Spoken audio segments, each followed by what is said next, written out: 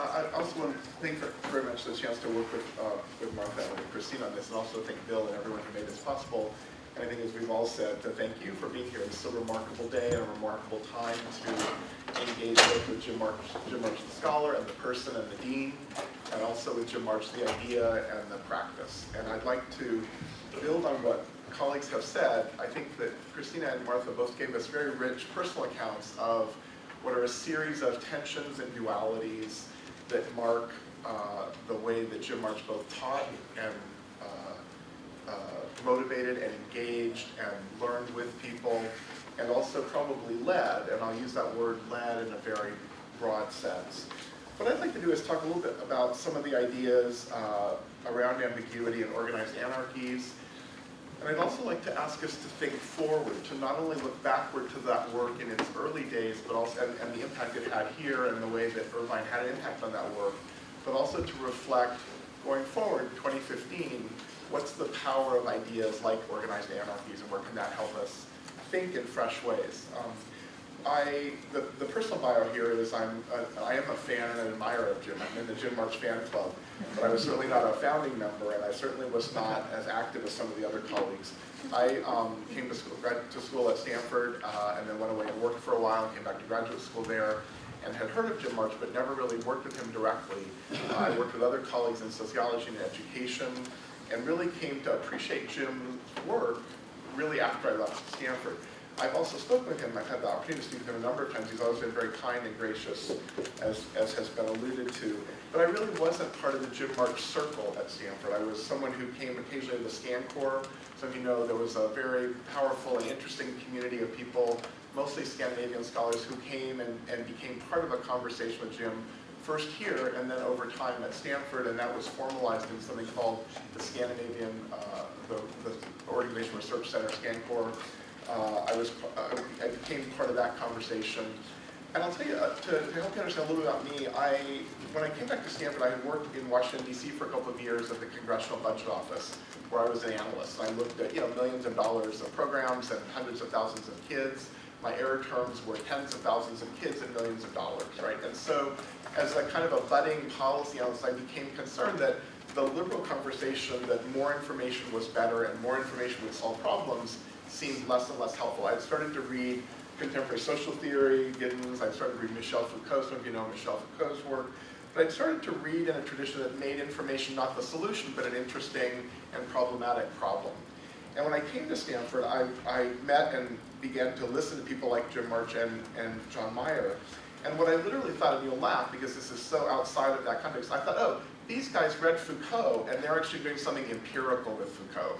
They're finding data to actually motivate these kind of ideas around arbitrariness, randomness, kind of structural asymmetries, right? I read this work in broadly the institutionalist tradition as a kind of a clever, empirically grounded version of Foucault.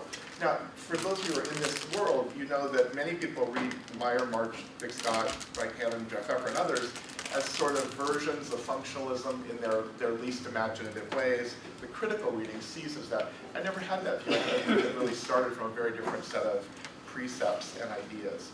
Over time, I've come to realize that Jim March is somebody who actually did find very clever empirical solutions and empirical illustrations of exactly the kind of antinomies and tensions that we're talking about. And that's something that I'll speak to a little bit later. But I think that grounding is important to understand that.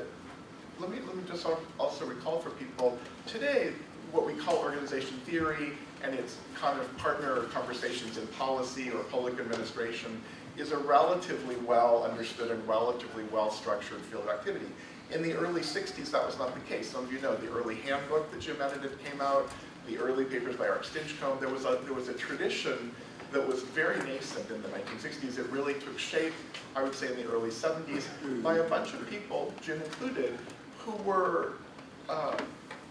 didn't find the chronicling of the pathology of the Weberian bureaucracy a very helpful activity. And I think a group of colleagues at that point stopped documenting the pathology of bureaucracies. And as Martha said, wow, organizations do amazing things. How do they do that? And so this kind of interest in making arguments about how organizations work, what they do, not what they are necessarily, but how they work and what they do, was really part of this conversation. I think this was a non-trivial part of the Irvine experience. It's certainly the world that Jim helped to build at Stanford. And so, I just mentioned this idea that beginning to theorize about organizations was relatively new. Recall the title of the famous book, Behavioral Theory of the Firm. Within 10 years, we were talking about organizations, not firms. And we were beginning to think beyond, or in addition to, a relatively narrow economic view of the firm. Okay, a couple things. What I put up here, I just started out with a slide. This is the abstract from a famous paper, the garbage can model paper, 1972. If you read this with me, this is literally the abstract, right? Organized anarchies are organizations characterized by problematic preferences, unclear technologies, and fluid participation. Such organizations can be viewed for some purposes as collections of choices looking for problems, issues and feelings looking for decision situations in which they might be aired, solutions looking for issues to which they might be an answer, and decision makers looking for work. So this is really a jobs program right now. Okay, so in essence, these ideas are translated into an explicit computer simulation model of the garbage can decision process. The general implications are five major measures on the process and then possible applications in universities. This paper, as we know, and a number of other papers and books, came at an interesting time in the history of the university, an interesting time in the history of Irvine, the University of California generally. The late 60s and early 70s were a period of ferment, not unlike a period of ferment today, though the valence today is very different. There were a period of ferment, and people were trying to understand what it means to lead in the university. A number of papers and books with titles like Leading Under Ambiguity and so forth capture and characterize that era. I want to spend a couple minutes with you revisiting this idea of organized anarchies generally. Martha mentioned garbage can decision models as well. I'm going to take a couple minutes and reflect with you. I think that these ideas are timeless. I think that they're actually very powerful today. The focus in this article, and I think this is a thread that Martha developed too, the focus is really on organizational choices. And there's an interesting tension here that both Christina and Martha have mentioned too as well. There's a tension where individuals don't figure prominently in this tradition, in this paper or in these papers, right? Rather, we have feelings, we have people looking for work. We have a very pragmatist view, not of individuals as solitary actors, but sets of individuals doing things together in complex situations, often under ambiguity. I think the first couple of sentences also remind us of a very direct engagement with then dominant rational models of organization, then dominant rational models of decision making. And what's I think powerful about the ideas that Marc and colleagues came up with was the ability to engage in a very respectful way, in fact wanting to preserve rationality, but realizing that was unfeasible at the level of the individual, and instead having to find and hold rationality at some other level of analysis. And I think that's the power, I think, of these organizational approaches. And I'm going to suggest at the end of the talk today that may be the power to, again, revisit the value of thinking organizationally and analyzing organizationally. But the issue is this. The issue is rationality is like desideratum, cultural desideratum in the West, at least. But rationality was empirically implausible and pragmatically unattainable. And I think this paper and others like it and the books that followed and the many careers that were built on these ideas really helped us to understand we can aspire to rationality. Rationality as an aspirational goal is terrific.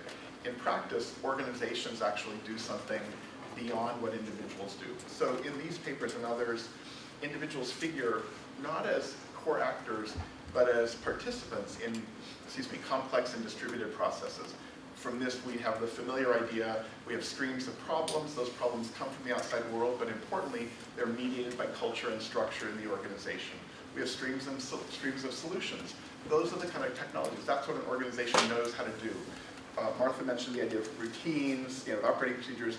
Those solutions come not from creative engagement with a problem. They come from the core technologies of the organization. What do we know how to do? We have people entering in, but in arbitrary ways. Some are here, some are not here. Someone's absent today, someone's on leave, someone's in a different building. There's a studied contingency to the role of individuals. And finally, there's some kind of choice opportunity. That may be a budgeting cycle. It could be a chance meeting in the bathroom, right? In other words, it's a very arbitrary set of venues. And then you get this nice four-dimensional model that we all know, where you have streams of activities, streams of people, streams of choices and solutions, and streams of venues for decision making. The decision space then, and this is again a powerful and important part of this idea, the decision space is actually flexible. Decisions happen when all four of those vectors line up. But the irony is they seldom line up. And so, one of the, I think one of the powerful claims in this early work was to remind us decisions are actually uncommon in organizations. I teach in a business school. I've taught in a business school for about 20 years, both in the US and elsewhere in the world. And as we still know, that kind of view that decisions seldom happen is anathema to the modern ideology of management. And so this is, I think, a very fresh and remainingly provocative view. The idea was decisions seldom happen. When they happen, they're anomalous. They're unusual. They represent this small and special outcome in complex organizations. And instead, as you may remember, the idea is decisions sometimes are resolved. More typically, they flee. They move on to other issues, or there's oversight. So again, what I'm asking you to think about with me here is this is a set of ideas that start from something very familiar, decisions, but then radically re-embedded decisions and decision-making in a complex organization. One of the other kind of core claims here, of course, was decision theory tends to take the idea of a decision, kind of theorize it, isolate it, take it out of context, make it this perfectly tractable activity, and then hooks that decision process to a series of individually rational actions. The power of this tradition of organized anarchies was to start from a different place and say organizations are fully random, fully arbitrary. They're fully arbitrary places. But in that arbitrariness, lots of things happen and get done. And I think one of the powerful imageries, again, in classes at the School of Education at Stanford, was having colleagues, teachers and other colleagues say, the point here is no manager, no leader, no person making a decision, he or she never faces a decision on its own. He or she engages decisions that are many, many decisions at once. And what the day brings in terms of alternative decisions, alternative challenges, time available, all the kinds of ideas that are formalized in these models, what the day brings is actually what leaders and managers deal with. So, for me, I think that I'm starting here in the talk with this idea of organized anarchies because I think that idea really focuses on taking a familiar choice and making it hard for us to continue to see that in familiar ways. It asks us to really re-embed choice and the choosing activity in these, we can use the word complex settings, we can use the word ambiguous settings, I'm going to use the word arbitrary settings to underscore the arbitrariness with which the structures come together. In the slides also, I just took a few other kind of quotes out of this original paper. I think that a theme in Jim's work that I appreciate is the effort to, I would call it the effort to preserve rationality. At the same time, and again, Christine has spoken to this beautifully, at the same time, recognizing rationality never happens. So there's this aspirational quality of holding on to rationality, but having to look at it differently, having to turn it, having to locate it differently with regard to the organization. I think the other quote there that's I think really powerful is this idea, decision opportunities are fundamentally ambiguous stimuli. Again, this is part of a very subtle transformation.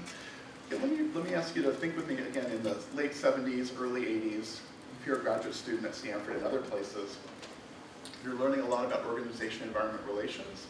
You're learning a lot about population ecology, institutional theory, resource dependency theories. All of those are macro abstractions away from what people do. This argument, ironically, I think the March legacy, though abstract, gave us very concrete senses of what it is to be in an organization doing something. When I teach these ideas to leaders, to executives, to managers, and probably you've all had the same experience, what's the universal response? Well, that has enormous fidelity to my day, right? You take a very abstract model, a simulation model, ideas that are very abstract, and yet people say routinely, well, that has enormous fidelity. That describes my world. That captures the arbitrariness of my world. That's no small mean accomplishment, right? If you, as I said, if we reflect back on the kind of the broader traditions of organization theory growing up in this period, they are traditions that are experience distant for the most part. This set of arguments, while abstract, are experience proximate. within 10 minutes of explaining these ideas to someone, they literally say, wow, that's exactly what I see. That's the world I live in. I'd like you to hold on to that idea because I think this is where I would like to go in a few minutes. It's where I think that when we think about going forward, 2015 going forward, what's in store for the social sciences at Irvine in the next 20 or 50 years, what's in store for the social sciences generally. I think this ability of being experience proximate is something we want to begin to reflect on more. That our theories and our research needs to actually sound like something people experience. In a sense, it's re-engaging with what some people, I and others, some people have called inhabited institutions. I'm gonna push on just from these slides to another slide. The other tradition that Martha and Christina and I spoke a little bit about was another line of work. So we could have lots of lines of work by Jim March. Another line of work that really said organizations are fundamentally political coalitions. I don't want to say too much of that. I think the title itself is self-explanatory. I think the power of this, so now we're beginning to go from kind of decisions and choice opportunities in these complex, anarchic, arbitrary spaces that we call organizations. Now we're beginning to think about organizations themselves as dynamic places full of not individuals, but coalitions and coalitional partners who are trying to build rules of the game, who are trying to build and create dominant logics and coalitions. Again, fruitful line of work, many interesting papers, much comes out of this. I think the one I want to share with you here is a set of ideas that recur in many of Jim March's papers that, again, I think are telling for us today. He, in various ways, excuse me, I'm going to need a drink, I'm just having a sinus attack. In many ways, he says, at the end of many papers, after helping us see these extremely rich but arbitrary processes at work, he says in some way, and you know what? You can do one of three things. You can be a reformer. You can tighten up the organization. And that is a ubiquitous claim, as you know, in many, many settings. Many people see the solution to tighten things up. It is not uncommon under conditions of fiscal duress. It's not uncommon under conditions of growth. This is a very familiar solution. Tighten things up, reform things, fix things. Jim goes on to say you can be a pragmatist too. You can be a political broker. You can act in ways that are pragmatic and get things done. And he says there's also a third way to be, and this is sort of the interesting, and I think typically Marchian view. He says you can be a connoisseur. You can literally observe carefully. You can watch. You can learn. You can appreciate. And in that sort of rather complex and energy-consuming activity, you can become a more interesting part of that organization.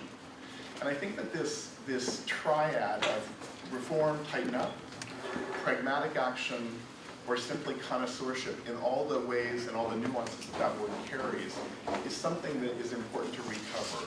Again, I would say as a teacher in many business schools, I think we've lost the ability to a great detriment to say to people, you don't always have to do something. Sometimes watching and listening is doing something. Sometimes being a connoisseur of the situation and actually deepening your understanding and potentially understanding what's happening in terms that are not immediately accessible to you is a valuable thing to do.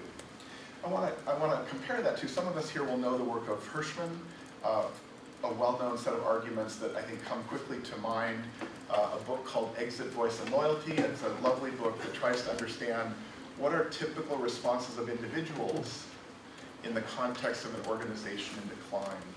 And Hirschman gave us that triad, exit, voice, and loyalty. You can stay and be quiet, you can leave, or you can have voice. You can express concern, try to change things, right?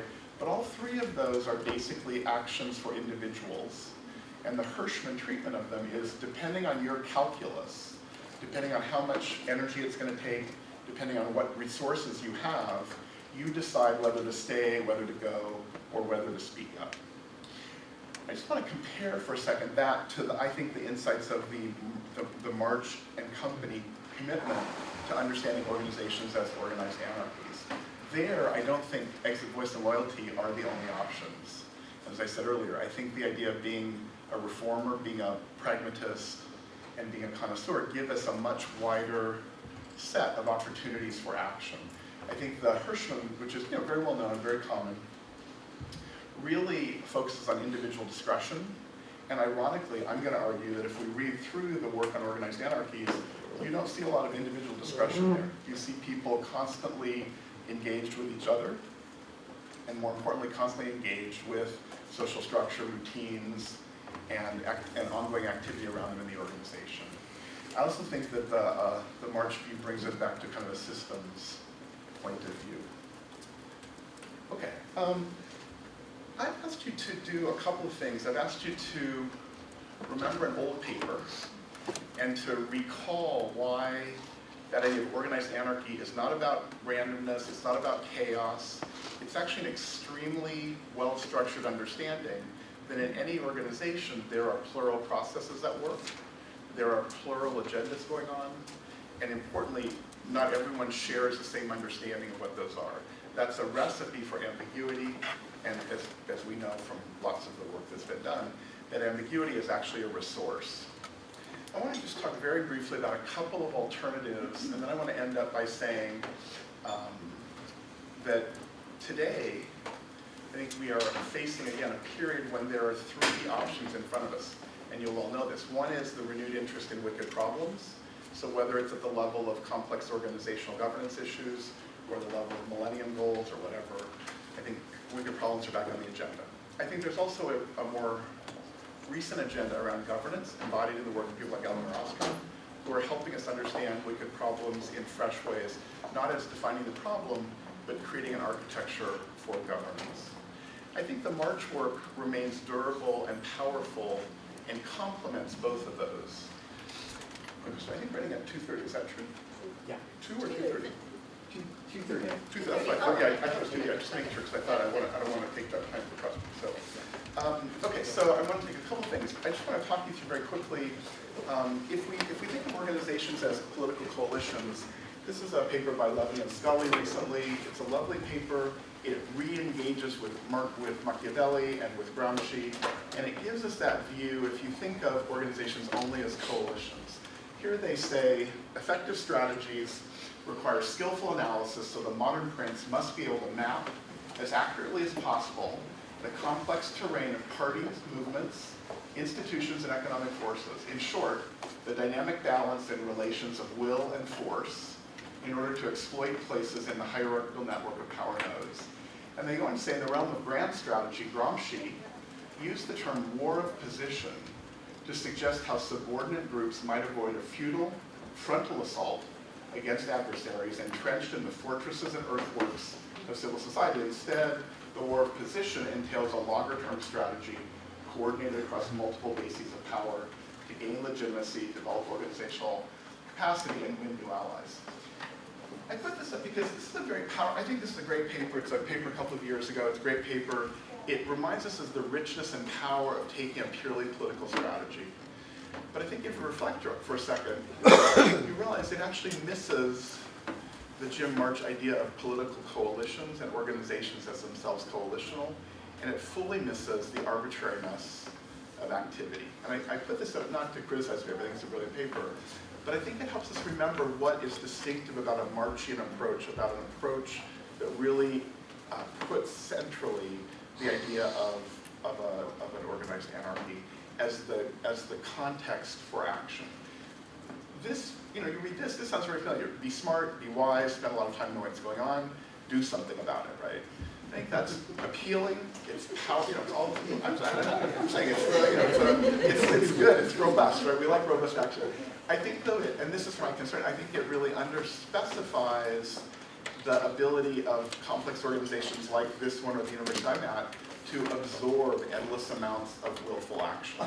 It's not a joke, but I think this is the power of the work that we inherit from Jim March and his colleagues, right? It's that disciplined skepticism about simply willful action being possible. It also reminds us that organizations are infinitely able to absorb lots and lots of willful action. And so I put this up to say, many of us want this to be the case. I mean, this is where our want comes into conflict with the empirical reality. This other slide, I think, this also other recent papers by colleagues, Tom Lawrence, a colleague of mine now at Oxford, institutional strategies are patterns of organizational action, concerned with the formation and transformation of institutions, fields, and the rules of standards that control those structures.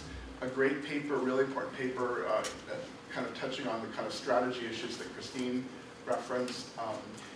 More recent paper by McGuire and other colleagues, 3 strategies used by successful entrepreneurs, occupation of positions with wide legitimacy and bridging diverse stakeholders, theorization of new practices, and connecting these practices to stakeholders' routines and values. Yeah, I put these up. These are kind of these are the smartest, in the tradition of sort of fully understanding the coalitional nature of politics and organizations, and really marrying that, if you will, to the power of institutional thinking and institutional analysis. And I'm going to be critical here. I'm going to say this is, I think, why we need to remember organized anarchies. Both Christina and Martha reminded you of some core quotes from Marc. I want to remind you of 2. Also, one is history is not efficient, right? History is not innocent. There's inevitably a kind of a politics, and looking at what happens, what occurs today, doesn't really help us understand how we got there. So, the deep critique in Marc's work, an anti-functionalist critique, a deep skepticism about functionalism in all of its forms. The other is a line I'm going to now not remember, but Christina's going to help me, that says leadership is the art of poetry and plumbing. Right? Everyone knows this, right? No organization works if the toilets don't work. Right. And so, again, it's this mix of sort of deep anti-functionalism, deep skepticism about functionalism, coupled with this very pragmatic sense. Leadership is both poetry and plumbing. I think that's the insight that I think is missing from even the most courageous and thoughtful of recent scholarship, recent papers that are trying to take seriously an institutionalist view and a kind of a Marxian view. I'm going to skip these slides. I was going to do, I'll do this and I'll end. I don't get more of my time than I should. So this is my little manifesto that I made for today. It's why I think we should read today, March et al. On decisions, leadership, governance, and universities. And this, in a sense, I think captures some of what we've said as a team today, as a panel, but also what I think. I don't hold them responsible if you disagree, right? I think one is what Marc says is really the plural efforts across papers, books, across the teaching that we heard about, across leading professional societies. And I imagine probably as being dean here at Irvine in those early days, plural efforts to keep individuals per se grounded in the context of organizations, to really appreciate the power of organizations as context, as durable context, and decisions, but a concomitant skepticism about individual action. This is a micro-foundation. Some of you know, particularly in strategy today, micro-foundations is all the rage. It's an extremely individually atomistic focused view of micro-foundations. So I think what Marc et al. Gives us is this kind of deep commitment to paying attention to individuals who are themselves grounded in organizations, and this skepticism about more atomistic approaches.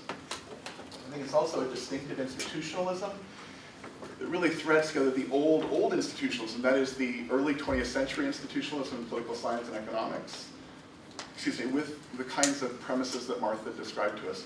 More cognitive, more organizational, premises really about how we think, how we process information, the asymmetry of information processing, and the power, as she said, of routines to help organizations struggle along to outcomes that eventually work. I think the third point, and this is something Chris Ansel has documented beautifully, some of you will know that work, the salutary impact of pragmatism through this whole line of work. Pragmatism as an action stance, pragmatism as there's always contradiction, there's always a duality or tensions, and yet action happens, we have to act. I think what the three of us talked about sort of a little bit and laughed a little bit about was, and so I'm making an argument that this work is incredibly useful.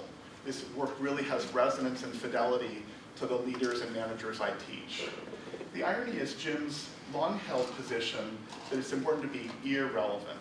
His skepticism, which I share about relevance, about the calls for being relevant today, I think that his work has given us a kind of relevance that is not relevant today, it's relevant 5 years hence or 10 years hence. So there's a pragmatist sensibility that's really important. I think, Christine mentioned this, I think there's a studied use of literature to teach, and importantly, powerfully, the attention to rhetoric. The power of a studied use of elegant and evocative imagery to engage us and also to discipline leaders in the making. We heard that from all three of us in different ways. The idea that couplet, resolution, flight, or oversight, the famous line, technology of foolishness, these are words that you even explore. These are words that if you even say them, they already force people to confront their assumptions. What's the technology of foolishness? Right? What world of play does that open up in a complex organization? And then finally, I think, and this is obvious, I think, just for today, the kind of substantive empirical focus in universities and on universities, and really with the deanship to have the experiential part of that that has informed several decades of scholarship. So I think we all want to thank you, and thank you from me as well for taking time to listen. I think we have a little bit of time for questions or comments or polemics or rants or whatever might follow. So please, anyone like to?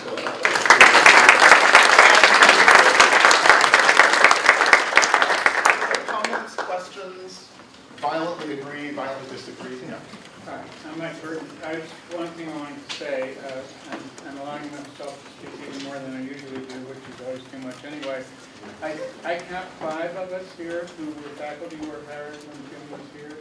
In the group up there, there's Jim Romney, John Boyd, and Pete Fielding. Here there's Mike Burton and Duran Bell. Did I miss anyone that you see through the back of my eyes? Okay, so that's us who experienced and then right here we have one of the early academic leaders, also Marion Schnaubau, who is now an emeritus staff person, but she had the distinction of teaching the Introduction to Anthropology class as an undergraduate. And there were TAs who were graduate students who reported it to her. And that's, now the reason I'm saying that, I'm sure I'm embarrassing her, but it's true.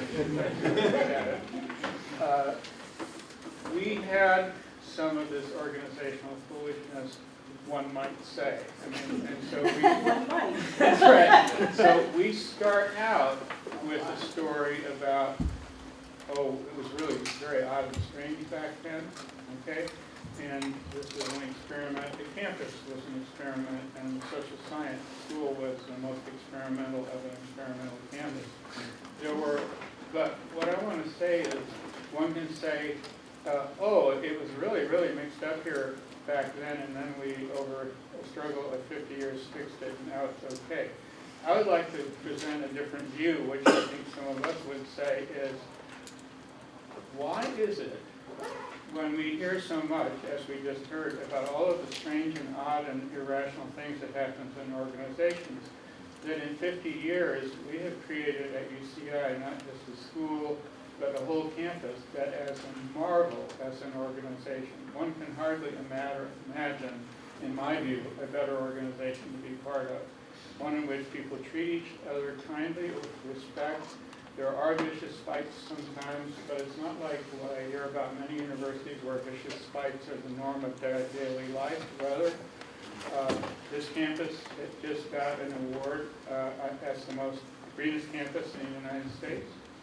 It's gotten recognized as the most successful new university of the last 50 years. It's one of the world's top 100 universities, one of America's top 50 universities. And so I think it would be wrong to say there's no relationship between the early experimentation and foolishness and how it worked out. In fact, I think how it worked out is completely grounded in the respect for individuals, even very young people, look what they can do. The respect for experiments of the most radical form, the idea that we are on a frontier to which I would say, when I was 8 years old in 1950, California had 10 million people. When UCI was dreamt up in the mid-1960s, it was up to 17 million. Now it's 38 million. So this California, as a continuously expanding frontier, has allowed for not just UCI, but also for Apple computers and all kinds of wonderful organizations in which creativity is fostered. So it's not just, how did that turn out here? How does that turn out so well elsewhere in California? How did Jim Marc come here and encourage, we have fond memories of some of this. I mean, we had the Z grade. Okay? What was that, Mike? The Z. That's the last letter of the alphabet. You got a grade of Z. So how did you get a grade of C? And we actually got the registrar to agree to this until like this happened. How do you have to do McSenate? What did C mean? Okay, well, I'm going to tell you that. Now, I don't know whether Jim thought this up or somebody else among the coterie of people around him who were responsible for thinking of, well, it wasn't responsible because nobody had any sense of responsibility. Did it, okay? You register, the idea was that learning is setting a goal and achieving it in however long it takes to do it. Whereas the academy requires you to achieve a partial goal, as in a grade C plus or D minus, in a limited amount of time, and then you go on, and it doesn't matter whether you really learned it or not, because it's on your transcript now, you've got to be, and that'll help you to get you into something, right? No, the idea was that you would set the goal of learning the material, and your goal was expressed by what grade you would accept. So you would say, I'm taking the introductory to anthropology, and I'm setting a goal of B. If you earn the C plus, the instructor would write a Z on the grade sheet, and any record of you ever having taken that class would disappear, and you could try again. And the next time you could get your B or A, or then you could keep doing it. I actually thought that was a marvelous idea. Many people sneered at that and said, what foolishness. But I might rather say, there's a lot that, maybe that should be how we should do it even now. Why penalize people for being not quite good enough when on the next try they could be even better? So a lot of the ideas, some of them didn't work out so well, others worked out beautifully, and some got forgotten at the D grade. But that's how, I mean, that's how you build a wonderful organization, is by starting out, allowing for all kinds of possibilities and not just copying the way it's done somewhere else. And I think that's the real marvel of it. And I do have to say, like I said, the social science school is the center of the mischievousness and some of the stranger things that one might have ever imagined. but the whole campus was like that. I remember my first 2 months here, I was walking across the campus with Dan Aldrich and some other people. Here's what I heard him say. He would say to an undergraduate, "Hi Mary, how are you doing?" And she'd say, "I'm doing really well, Dan, just fine." Dan. Dan. Chancellor. The chancellor was Dan to everybody. Today, if I meet our chancellor, I say, "Hi Howard, how are you?" Maybe he remembers my name or not. But that's really the wonderful thing. Because Howard Gilman doesn't have prestige because he's Chancellor Gilman. He has it because he's a really effective and good chancellor. But we don't say chancellor just because he's the chancellor. We say Howard. And that's what makes this a wonderful organization. The respect of people for other people, and the throwing away a lot of the structures and titles and other things that actually got invented in the feudal era. So that's my speech about this context. Thank you. Jim, do you want to see something? Would you like to respond to that? Well, I think that's really something that should be talked about after the next session. Not that, But it is a great example of an organized anarchy.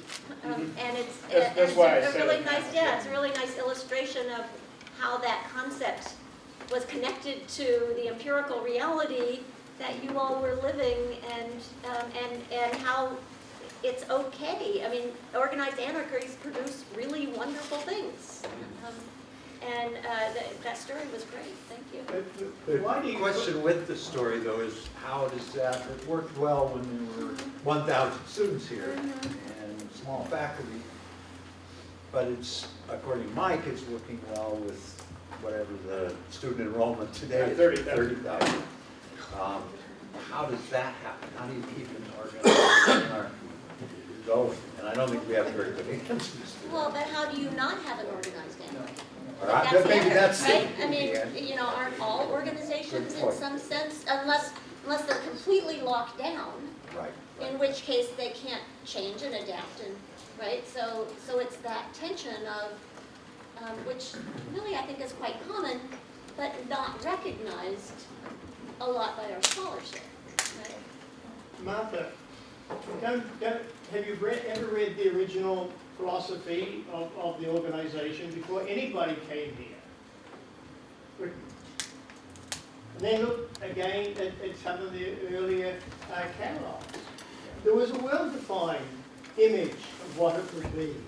Sure. It was part of a planned community. It had more land than any other university has had. And that allowed it to do different things. Now, to say that was anarchy is really, I think is wrong. Some of the things that may have happened inside it looked that way, but people had ideas and plans and things like that. They just took different combinations of occurring. So that's the organized part. Yeah. Yeah. But you can't put the anarchy into it. That's too strong. Well, I didn't make up the word.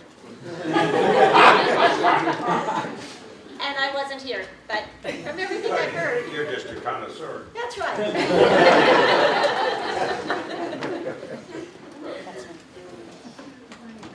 And I guess to your point, I mean, when Marc and I were talking this morning, we weren't here, but there are elements of what we've heard about what it was like that certainly reflect our experience.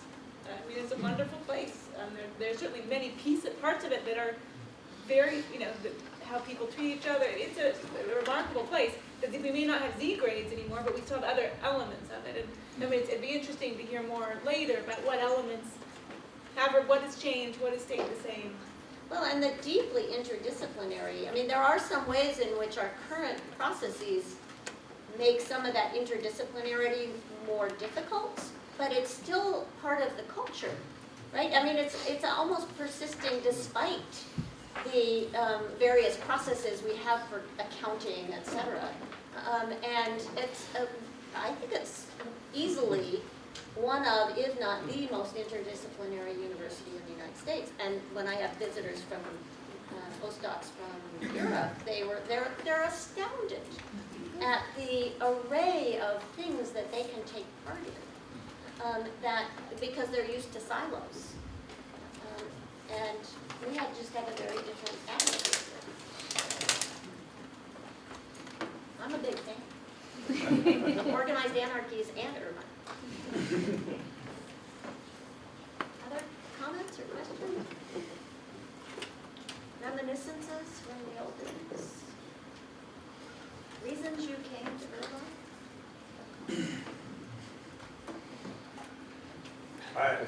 This is an anarchy, so I don't know who's in charge. Big Bill Maurer at the back. Two drinks from the back there. Slides about leadership. Bill asked me to comment at some point, but I'm not sure whether this is the point or whether you want to wait till the end. Originally, we were going to wait till the end, but if you want to say a few words now, that's fine. I do have another artifact as a bridge before the break into the next session, which I can also go with. The two parts are really quite different. Yeah, except Okay. the two parts are really quite different, except they're not.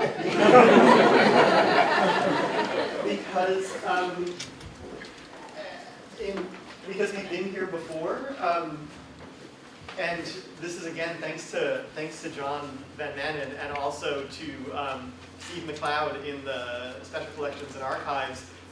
Was it just last week or the week before? John emailed me and said, I've heard about a paper that Jim March gave for your 25th anniversary, but I don't know what it was called or what it was. Do you have any way of tracking it down? Right? So I emailed Steve, because Steve is just my go-to guy in the library because he's been in all of these boxes. And it took him, I don't know, maybe like 2 or 3 days, which is a long time for him. And he found it.